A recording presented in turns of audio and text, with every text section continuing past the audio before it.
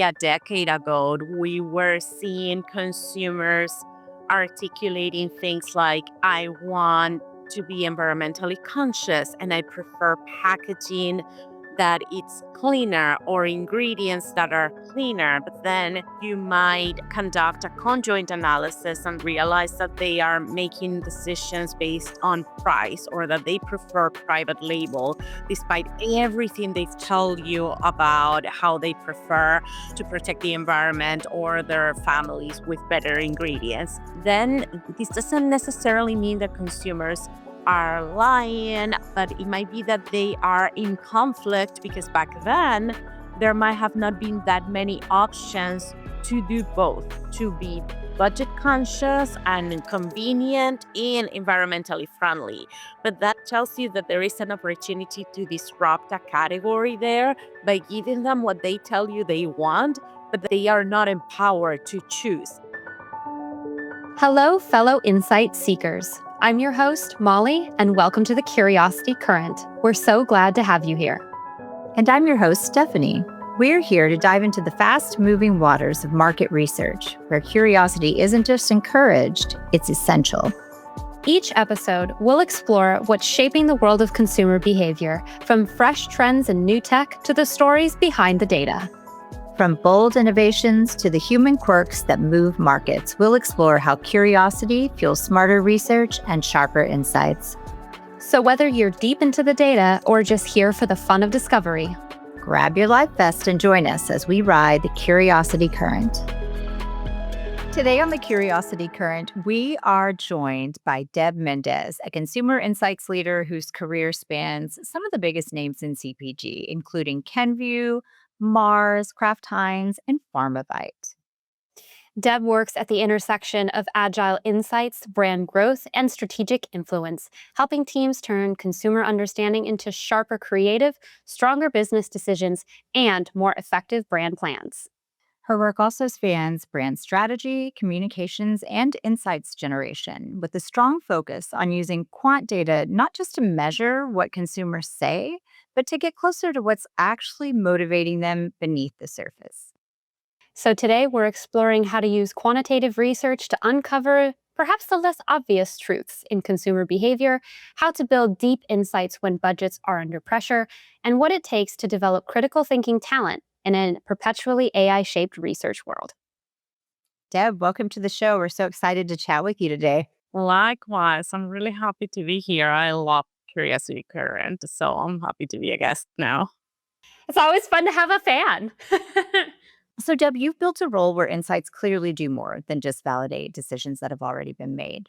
Looking back, I'm curious, is there a point where you realized that quant research could be a really powerful tool for uncovering not just what consumers say, but what they're not able to fully articulate? Yeah, I think there was definitely a shift in the industry that accelerated that. I think that if you look back 15, 20 years ago, a lot of the quantitative studies were large budgets, a slow fielding with long questionnaires and super large sample sizes that of course because of the large implications in time of budget, they needed to be signed off with by so many cross-functional members, right? Like a same questionnaire would get revisited so many times, and you would get data points that were giving you information about that fielding, about one point in time.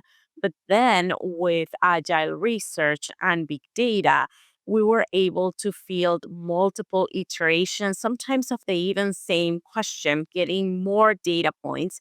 And then the value wasn't much about one data point, but it was more about the patterns that multiple data points were giving you. So then once you start identifying patterns, it's very easy to understand when something is off pattern, and that triggers your curiosity, right? That it's the tip of the iceberg that tells you there might be something more interesting here, and where you can start peeling that onion by getting different data cuts or by getting longitudinal data points, or by asking the same question in a different manner, or by asking the same question at different points in the questionnaire when the respondent is fresh or when the respondent is exhausted.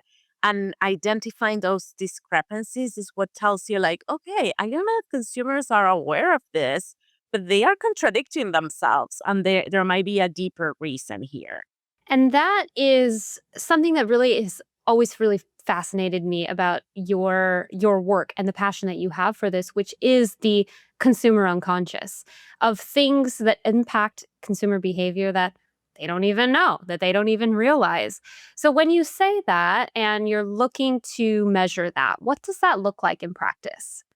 Yeah, I mean, I think there are a few examples that come to mind, but I think that, yeah, maybe a decade ago, we were seeing consumers articulating things like, I want to be environmentally conscious and I prefer packaging that it's cleaner or ingredients that are cleaner. But then you might conduct a conjoint analysis and realize that they are making decisions based on price, or that they prefer private label despite everything they've told you about how they prefer to protect the environment or their families with better ingredients. And then this doesn't necessarily mean that consumers are lying, but it might be that they are in conflict because back then there might have not been that many options to do both, to be budget conscious and convenient and environmentally friendly.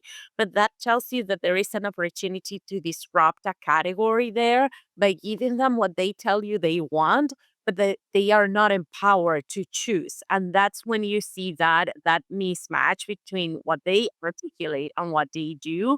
And that tells you there is an opportunity to disrupt here, because if I am the first brand that allows them not to be in conflict between what they say and what they do, they're going to prefer you, right? And that's then now you can see consumers being much more consistent between what they say and what they do, because now there are brands who have there to give them the option, right? So then you start seeing how category changes, and those mismatches start to align, but then new mismatches start to appear, right? And that's where I think there is opportunity for disruption and growth.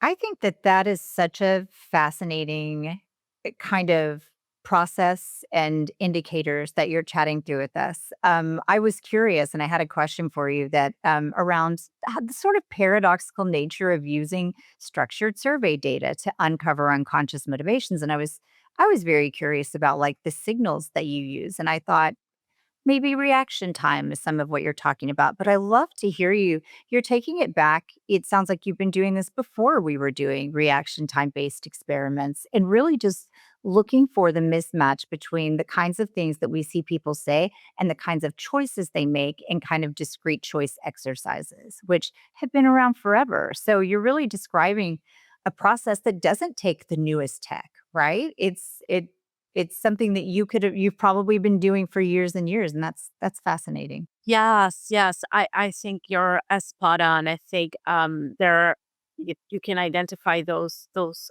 frictions and tensions by putting consumers not only in front of claimed behavior versus simulated behavior, like like a conjoint or a max diff.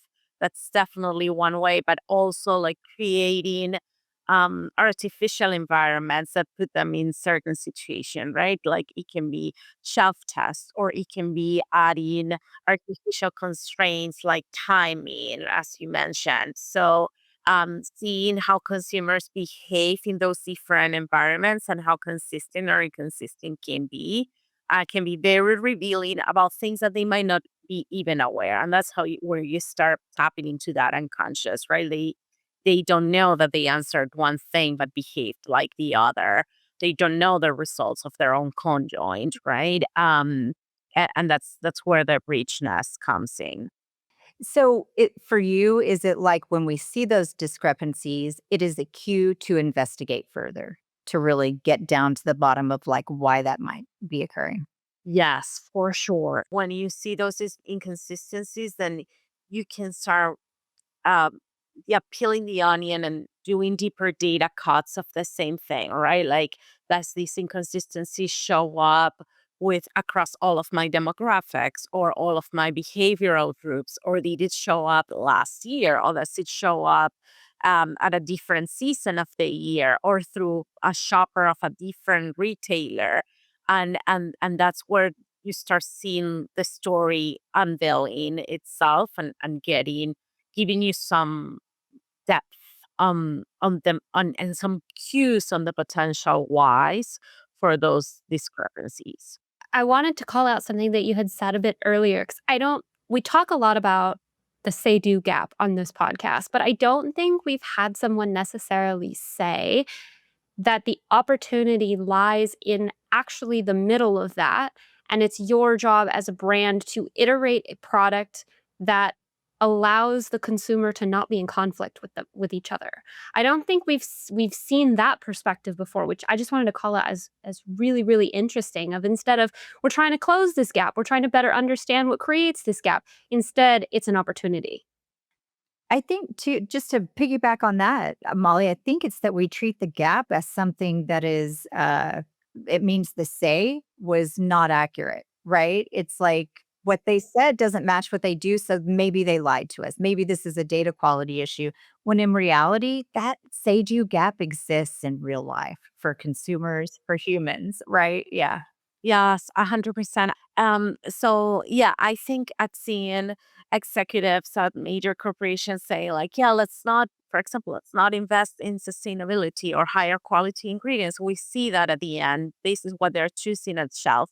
And true that is true at that time. And we can oversimplify the consumer and saying they're lying. They want to portray an image of themselves that it's not true. At the end, they're looking for this. And in some cases, that might happen.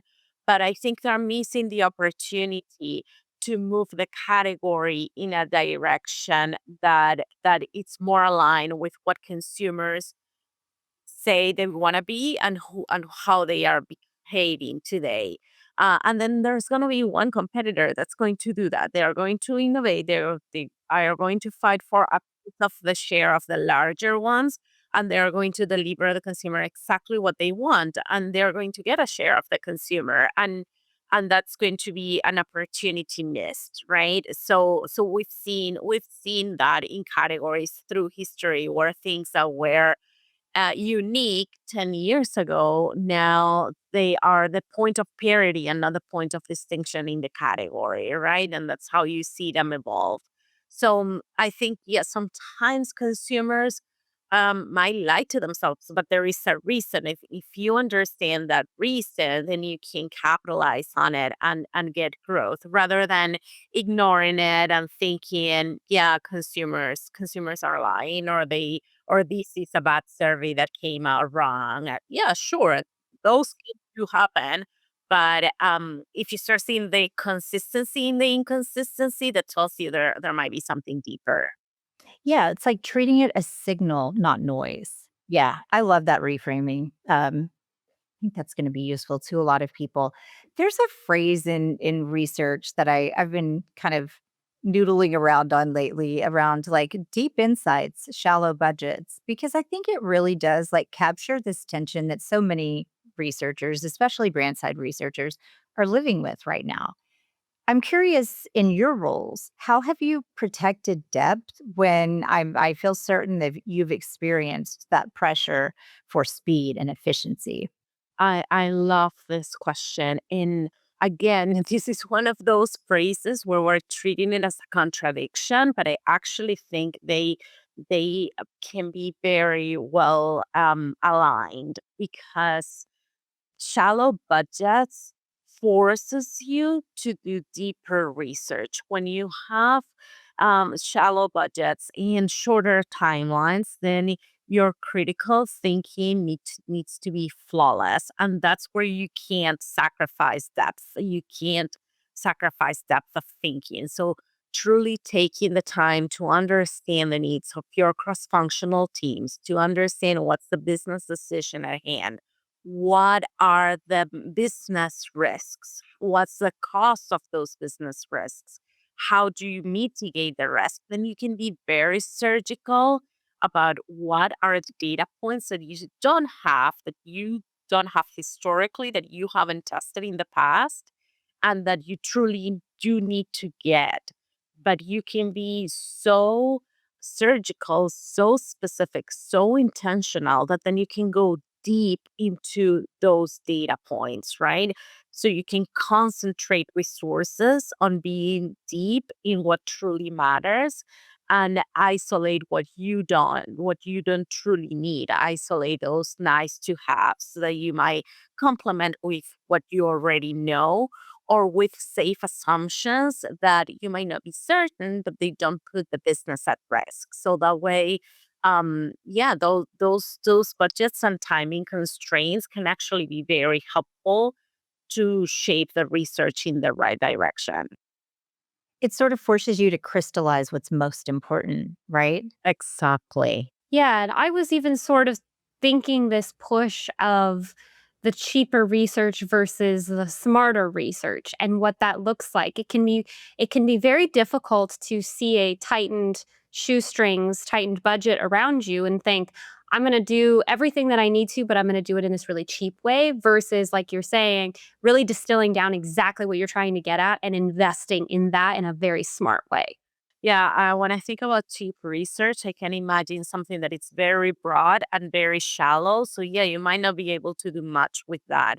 But when you think about intentionally doing research with budgets and time constraints, then I can imagine something very narrow and very deep that actually helps you become smarter. And that becomes part of your arsenal of historic research and it puts you in a better situation for a future business problem because now you have more relevant data points.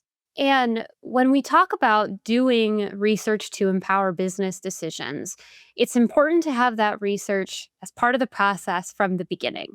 I know there's a lot of times where we see that research comes in at the middle of the process or the end of the process, even to just kind of say that we did it. And it's not informing anything. It's potentially boxing it into just validating it what could be a pretty bad idea. So what does that actually look like for you in practice when research gets to be at the beginning of the process and helps lay the fundamentals versus just something to cross the t's and dot the i's at the very end? Yes, definitely. No, I think that the function of insights can move from validator to creator when we are involved at the beginning of the process, right? So when we were thinking about protecting depth by focusing resources on that critical thinking, when insights is at the table from the very beginning, it can definitely help reframe the business question, identify the problem, identify those risks, prioritize those risks, establish the business, the success criteria, identify the action standards, right? And then when you finally do all that and you validate, then it should be an easier story to tell because the insights have been carrying out that critical thinking framework and tools with the cross functional team throughout the process. If you're involved later on when you're already validating a concept or copy that you were not part of it, then yeah, maybe results aren't going to be that good. And then insights can also not be accountable. There is a benefit for the marketer too. If the marketer brings you in throughout all the way and then you test copy and it tests poor, then okay, what was missing from an insights point of view throughout the process, right? But then if you're leveraging your insights partner only to validate and results come poor, then you don't have that accountability partner there. So yeah, definitely bringing them along the way. It's critical for the higher risks and the higher growth projects. I like that. I don't think that I've heard somebody talk about the accountability aspect of that and how it aligns everybody's accountability in a way that's important for that development process to have all of the inputs and all of the right stakeholders involved to say, I did my part here. And you're right that that's very difficult to expect if you're only being brought in at the end. But if you're involved from the beginning, you are just as accountable as everyone else in that process. And that can only be good for the final product. Instead of having a moment of like, blame the researcher, why didn't you tell us this sooner? Well, it all happened in a vacuum. I'm only here at the last second. And I know we talk about a lot that it's really important to have that seat at the table and to push your way in almost as like an advocate for the consumer, and to help that, to make sure that that aligns, of course, with what could potentially be a risky new investment for a business. Yeah, I think about like example in communications, right? And then you might be testing a piece of copy against a normative database, and it didn't rank as great as you expected, or it didn't meet corporate action standards. And then insights wasn't even part of the brief. It wasn't part of the briefing process with the agency. It didn't onboard the new agency on the consumer. And the results are going to be clear once you include insights versus when you don't. I've seen both examples in, and I don't think I've seen an example where you included insights from the beginning that has been inferior than when it doesn't. So yeah, that's a challenge because sometimes we're also multiple projects, and the insights team might not be as large as your marketing or your agency team, so you need to prioritize. But for those large growth and high risks projects, insights definitely needs to be part of the full process. Well, I'd like to talk a little bit about sort of the way that we communicate insights. I know from working with you a little bit just at AYTM and various roles that you've been in that storytelling is a big part of how you personally, work with data and make insights land with decision makers. When you are translating maybe a complex or nuanced finding into something a non technical audience can act on, what is the first kind of tool that you reach for? I'm curious, is there like a storytelling rule or instinct that you come back to a lot when you're trying to make quant work feel urgent or human to decision makers? Yes, that's something that I learned earlier on my career. I think like being a junior analyst, and again back then there were like these large quantitative studies where you felt as a junior analyst that you wanted to tell the audience everything you knew, everything you had said, report on every data point. And I think great unlock in my career was shifting from telling what I knew to shifting to tell them what they needed to do to make their business decision. So, what's the business decision that they need to make? What it's my point of view on that decision based on the data. What are the data points that make it clear that the solution that the decision that they need to make it's A or B, and then putting that story together. And that can definitely narrow down a million of data points from your survey on 10,000 respondents to truly five data points that you laid out on executive summary, and the decision it's clear, and then everything else goes to the appendix and you're ready to answer, and that's when you showcase what you do know, but keeping the storytelling tight and crisp based on that the business decision. Well, and I think that makes a ton of sense. And I think something I'm hearing you say that I think I would like to pull the thread on a little bit more is your version of storytelling, which is likely a lot of people's, but I think it's so important to say this again and to really like hear it is it doesn't end with, you know, this is what consumers are saying and this is how they're feeling. It ends in a recommendation. And I think that sometimes insights can fall short there or insights teams may not feel like they have permission to make recommendations, but insights doesn't end with, and that's the data, right? It ends with the implications are, and thus the recommendation is. And that's a really different skill set than the rest of research. Yes, definitely. And I also think, I mean, that there's definitely what you're saying, right? About feeling empowered to make recommendations, and also owning that the same way that the job isn't done just when you report what the data is saying, but when you translate into the recommendation, the storytelling doesn't happen through a meeting or through a deck, right? There are also those numbers of tiny minis, of elevator pitch, of a small talk where you're starting to influence your stakeholders even before you get the results, right? When you start aligning that cross-functional team, and when you start implanting seeds in their heads. So once the recommendation comes in, especially if it's going to be controversial, then it lands more softly and with more acceptance.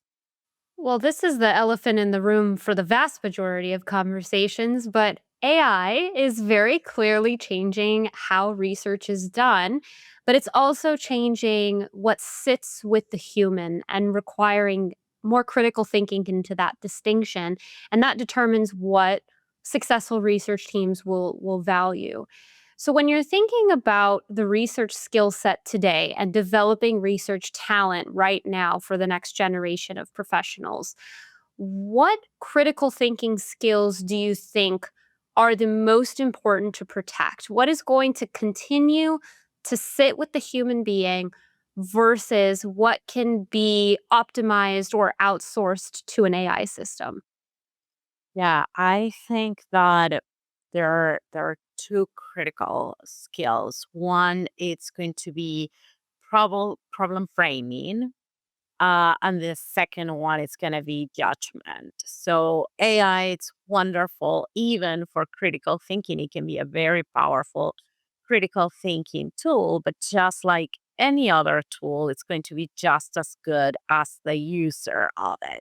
So being able to ask the right questions to AI, or delegating the right types of tasks, developing the right types of agents, designing the right types of workflows. All of this are going to be, at least for the time being, are human decisions. So human beings need to be empowered to identify that, and empower the AI human ecosystem to work at its best. And all of this is important for the inputs, right? You need that problem framing, identifying the sources, training your agents. All of that is for the inputs. And just like it's always been in research, garbage in, garbage out. So you can have the best AI platform, but you definitely need that. But then you need judgment for the output, right? Like when I get an AI output, does this pass a logic test, right? Like, it is this sound? Is the rationale of the AI logically sound? Of course, we've all talked about hallucination, and I think that's probably the most basic issue with logic in an AI, just fabricating evidence that doesn't exist, right? But then there are others that are subtle and harder to identify, right? Like, an AI can be giving you an answer that relies upon an assumption that you haven't tested. And if you're not crisp at identifying AI is relying in on this assumption, you won't be able to test it. Or AI might give you an answer using a buzzword that means something for the AI that means a different thing for your organization, right? And in that mismatch of concepts, and there is a baggage of assumptions that come with that answer, that you need to identify, to pressure test. They might not be wrong, but you as a human need to have the judgment to see them, call them out, and be transparent, or pressure test them. I feel like there's something to like, if I'm going back to an earlier part of the conversation and kind of marrying it up with this part, when I think of how a lot of, in this on the supplier side of the industry, how we're using AI on behalf of our clients is really to allow them to, input their business issues, right? Or their research questions, to your point, the point that has to be human owned, and then running the experiment, churning out the analysis, and then putting it in front of the human for them to use their discernment to say, does this, I reviewed everything it did. Am I discerning that this is the decision that I would make or that this is an important insight? Um, but it also takes me back to earlier when you were describing like what you do to really understand the say do gap. There's a lot of analysis in that, right? There's a lot of analysis that you're doing. And I think in a lot of our kind of automated experiments, we're not necessarily doing that kind of analysis, right? We are doing a very straightforward, like, we're looking at appeal and like in a concept test, we're looking at whatever the key performance indicators are against a benchmark, and then we're making a judgment about that. But it strikes me that something could easily be lost in this process, but it is also something that AI is remarkably good at, which is pattern detection. Back to your earlier point, so it's just reminding me or making me realize that there's this open area where I really think AI, at least on the supplier side, could be doing more because I have a feeling that on the customer side where you have access to all of this data, you're probably doing it more than we are. Definitely, definitely, and honestly, like I think we're just testing the waters right now with AI because the power it can have on critical thinking, on creativity, on calling out human biases. I think it can be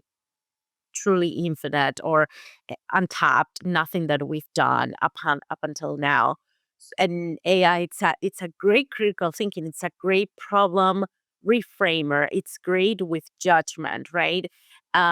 So it can be a great companion, a great colleague with whom you collaborate to get to a solid answer, not only faster and cheaper, but probably even a deeper type of answer. So yes, AI can be a great tool, as you said, in pattern identification, in pattern breaking, right? What are those outliers that are breaking? What are those contradictions that are breaking the pattern? So it can really accelerate your capacity of thinking. But it doesn't mean that you can delegate them to them. Yes, AI can be great at them, but you still need to own them because again, the power of AI it's going to be just as great as a human can empower it to be, and you really need to think about the power of that human AI ecosystem as a whole. You will empower the AI, the AI empower the AI will empower you, and it can become a virtuous or vicious cycle depending on how you use it. Totally, absolutely. And kind of pulling on that thread a little bit, universities, workplaces, we're all trying to figure out how to use AI without letting it flatten judgment, to your point, right? That cannot be the outcome. In your view, do you have a sort of a way that you think about younger researchers or people entering the field about using AI without outsourcing the part of the job that actually helps them grow their ability to be discerning and to make judgments that are accurate? Yeah, I mean, I think that a great part of education from now on, it's truly going to be critical thinking, and by that I mean just philosophy, logics, the Socratic method, right? Because students are going to have the world of knowledge at their fingertips. They just need to discern, right, and identify when a piece of information is valuable versus not. So going back to those Socratic basics, I think it's going to be very, very important on one hand. And then on the other hand, once they come into organizations, I think we middle management, upper management needs to own that development, right? And that happens when you put people on the spot, right? Like you guys could send me a discussion guide for today and I could have replied with AI, but it's when you ask the follow-up. So when you ask for an example and when we get into the conversation that you can see, okay, this is true human on the spot thinking.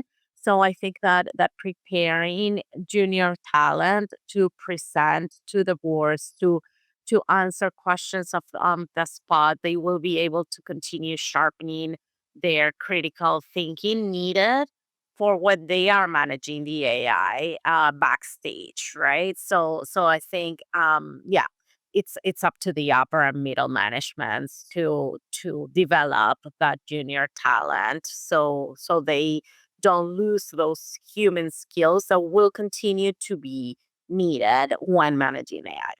And AI is changing so much, not necessarily about the relationship that people have to research, which it of course is, and the way that researchers conduct research, but also the research process as a whole and how research interacts with different parts of the different stakeholders of a business. And so we're seeing now that instead of insights teams, there's insights ops that are serving more of a function that is creating a cyclical insights process that's happening at increasing speeds. How have you seen AI changing the process, creating this new way of thinking in practice? Yes, no, definitely. I think that even when again, if I go back to the beginning of my career in insights, research used to be very linear, right? There is this project with this question, this budget, this timeline. We go from design, development, execution, storytelling, and we hand it off, right? And what we're seeing with big data, with agile research, and now with AI is becoming less linear and more cyclical, more iterative, right? And having more data, more patterns. So those processes are going to be continuous, right? And data will be democratized even further. And I think that the role of insights is going to be, well, twofold. One, to feed that cycle continuously with new updated data. And two, to be the interpreter of that and to provide cross functional teams with the frameworks for the organizations to make decisions. So that's how I see they're changing. And I think that's how they're going to change in the next few years. We see organizations shifting budgets, developing their own AI capabilities, and so forth.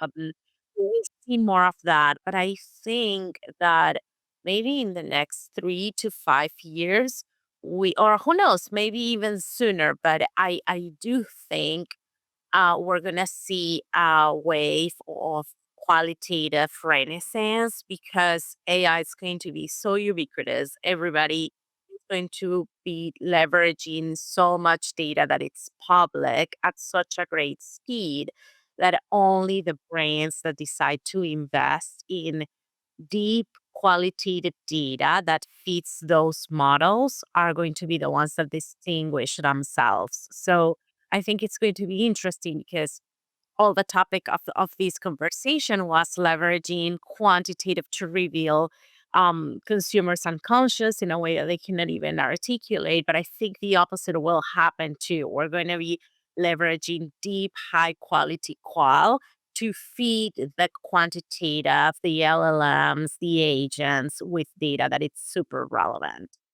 I feel like we need that on t-shirts, the qualitative renaissance, because I think that that's so important, not just in the AI conversation, but in general too, because you can have massive amounts of quantitative data. And to your point, it's going to become all very public, all very usable very quickly. It's not going to be as big of a differentiator, technically, as it is now, that it's going to take that contextualization not as just a deeper option, but mandatory in the process.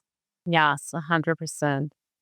Right. And I think, 5 years ago, we would have been like, but how? We don't have that much qualitative data. There's not, qualitative is very expensive, but with qual at scale, it really just changed the game of what you can do. And especially with AI to be able to process all of that data. Yes, 100%. I think that that's gonna be if we do go through that renaissance, that's gonna be part of the process.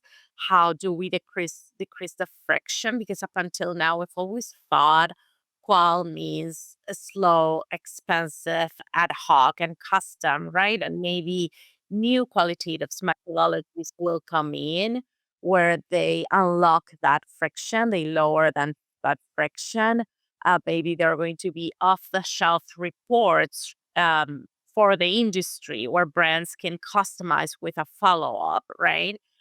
Or, as you said, leveraging AI to have hundreds or thousands of deep conversation and rich data, rich speech that then you can leverage AI to quantify and to process, right? So yeah, I think there's gonna be a lot of innovation later on in that area.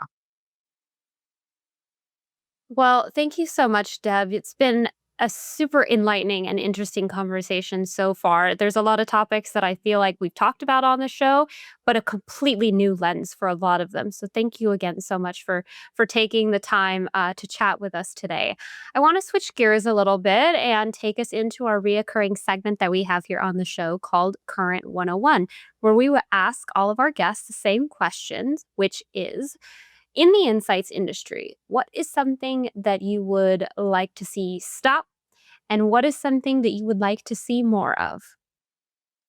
In more of, I think it's related to this qualitative piece. I can imagine that having off the shelf deep qual that you can further customize, or things like longitudinal qualitative, like seeing new ways of qualitative that can enrich the insights.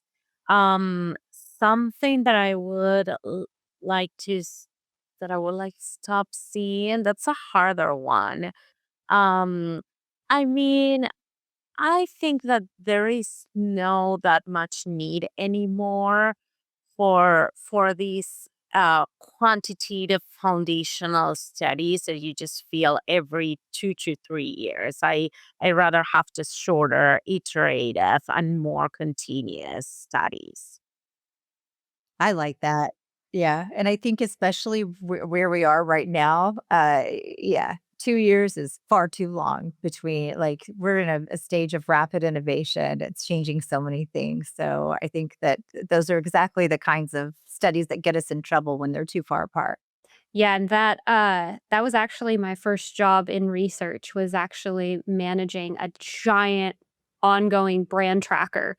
And I think about contextualizing some of those really niche things that I did back in the day, and I'm like, I wouldn't do three-quarters of this stuff these days. And that's only been a handful of years. Well, I say that's actually been probably closer to 10, so maybe yikes. But that's something that's super interesting about the new and iterative process, which I think the industry is still trying to get the hang of, and AI is making it easier. 100%. Yes. No, our jobs have changed a lot, and I can't wait to see what we will be discussing in 10 years, right? Well, Deb, for somebody who's listening who wants to build a meaningful career in insights and stay relevant in this new world that is shaped by AI, speed, constant pressure on resources, is there a piece of advice that you would give them to just kind of stay grounded through this experience in this time? Yes, I would say to continue building the skills that are going to be critical for humans, and they're not going to be unique for humans. AI will develop them too, but they're definitely going to be needed, and in an even more degree that it's been in the past. And I think those are, as we've been saying, critical thinking, And I would say the second one is empathy, right? Understanding your audience, understanding how decisions get made in your organization, understanding how to sell a controversial point of view. Those are the things that will continue to be human, and an AI will develop its empathy as well. We see how ChatGPT asks you, "Do you want me to now look up for restaurants in your area?" You're like, "Oh, you're reading my mind." So AI will be empathetic even more and more as it grows. But we're definitely continue needed humans in the organization who can handle both critical thinking and empathy. So keep focusing on growing those and definitely integrate AI management, but don't forget about the basics. Yeah, those soft skills are becoming even more important. The human aspect is essential versus just the hard skills these days. Well, Deb, thank you again so much for joining us. This conversation will definitely stick with me, whether it's your approach to the say do gap or the qualitative renaissance. You've had a lot of amazing nuggets to share with our audience through this. I think that this has been a great conversation. I agree. I loved that we sort of talked about this or I raised it as this tension between like depth and speed, and you were like, absolutely not. These are not at tension with each other. In fact, here's how agile actually gets you deeper research. And I'll be thinking about that a lot. I loved that answer. So And it's also a reminder that great insights don't just happen. They're very intentionally executed. They come from intentional thinking, asking those really better questions, getting more precise with your questions. You'd said going very deep instead of very wide at a surface level, and connecting the dots in a way and delivering insights that drive decisions. for sure. Deb, thank you so much for sharing how you approach that balance and for giving us a window into what it looks like when insights truly are shaping business outcomes. And to everybody listening today, thank you so much for being part of the Curiosity Current. We'll see you next time. The Curiosity Current is brought to you by AYTM. To find out how AYTM helps brands connect with consumers and bring insights to life, visit AYTM.com. And to make sure you never miss an episode, subscribe to the Curiosity Current on Apple, Spotify, YouTube, or wherever you get your podcasts. Thanks for joining us, and we'll see you next time.